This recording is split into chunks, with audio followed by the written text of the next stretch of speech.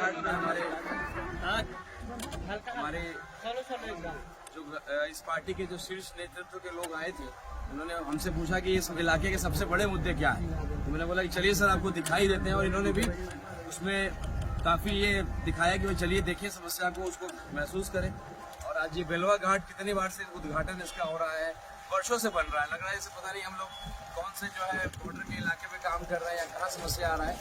20 साल हो गए ये पुल जो है केवल उद्घाटन होता है, बेलवा घाट बनाया नहीं जा सकता। रघुनाथ झा जी यहाँ सांसद थे, उन्होंने 4 पिलर बहुत पहले गड़ाया था, और आज तक जो है ये सबसे मुख्य सड़क है।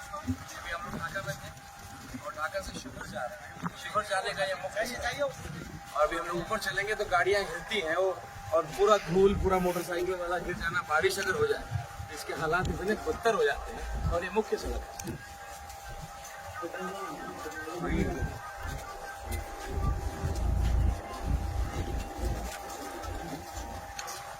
शिवर के इलाके का ये मर्दान की जगह पर अभिशाप बना हुआ है। हम लोग इस बेलवा घाट के बारे में अक्सर सुनते रहे हैं, और पिछले 20 सालों से सदन में भी इसके बारे में कई बार चर्चा हुआ, लेकिन उसके बावजूद भी इस पर कोई काम अब तक नहीं हो सका है।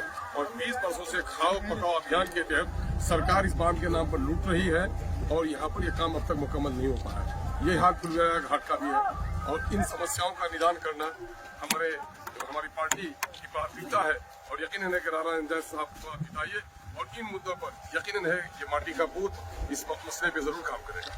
हम आपसे अपील करते हैं कि अगर इस इलाके के इन मुद्दों का अगर हल आप चाहते हैं, यकीनन है कि उन मुद्दों के लड़ाई के लिए आप उन्हें वोट दीजिए जो इन मुद्दों के बारे में जिनको जानकारी है। मैं समझता हूँ, दावे के साथ मैं कह सकता हूँ, राणा रंजीत के अलावा दूसरे जो प्रत्याशी हैं, न उनको इसकी फिक्र है न उसको जानकारी है। जिनको जानकारी ही नहीं तो फिक्र भी नहीं होगी, और जिनको फिक्र नहीं है वो आपके समस्याओं का निदान भी नहीं कर सकते।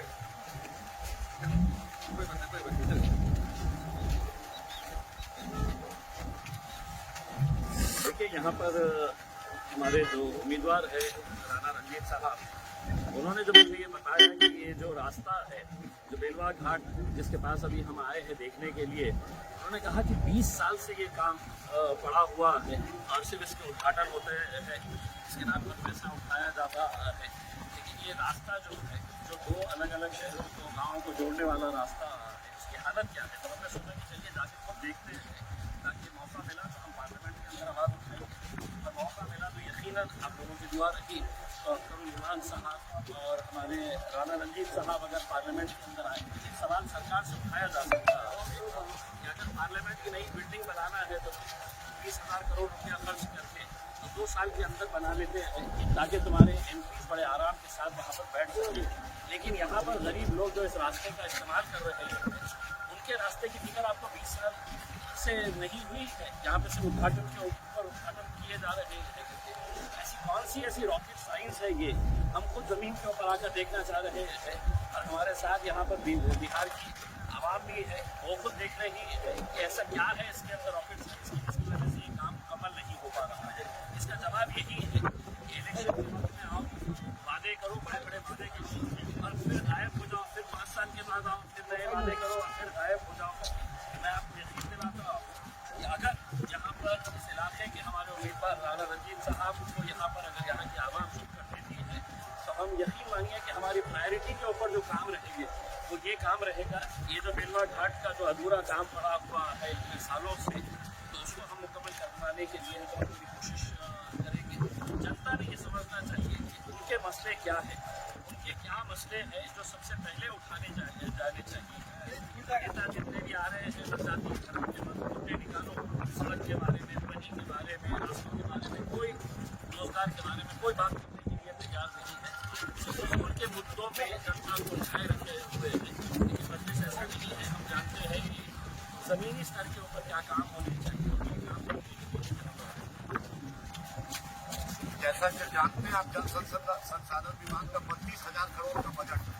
संजय झा कभी भाजपा में डुबकी लगाते हैं, कभी नीतीश कुमार की चमचागिरी करते हैं। जल संसाधन मंत्री थे।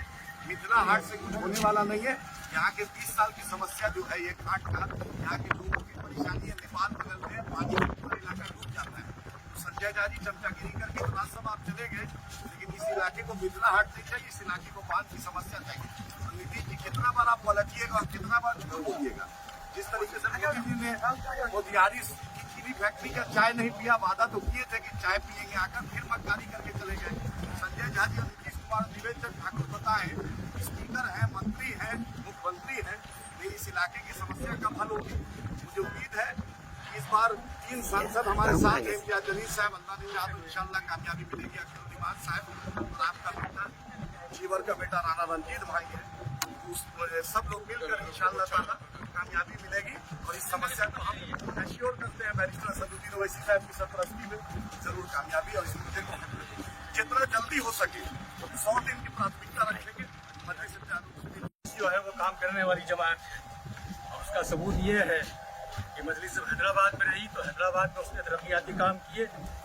जब औरंगाबाद में मजलिस गई, इम्तियाज जलील साहब ने बड़े बड़े तरक्याती काम कराए, और जब सीमांचल में मजलिस आई तो मैं उसका एक मिसाल पेश करूंगा कि सीमांचल की नदी में जब बैरिस्टर असदुद्दीन ओवैसी साहब नदी में उतरे भर पानी में, तो आज सीमांचल के अंदर 200 करोड़ रुपये का पुल पास हुआ है। मैं ये कहना चाहता हूँ, मजलिस जहाँ जाती है वो काम कराती है। तो आज ये शिवहर के अंदर हमारी मजलिस आई है, राणा रंजीत सिंह को आप जितवाइए तो आप देखेंगे कि जिस तरह से हैदराबाद में, जिस तरह से औरंगाबाद में और जिस तरह से सीमांचल में अपने काम कराए हैं, हम शिवहर में भी काम कराएंगे। इंशाअल्लाह जरूर हम ये चीज़ को कंप्लीट करेंगे। ये पूरा काम बहुत बहुत शुक्रिया।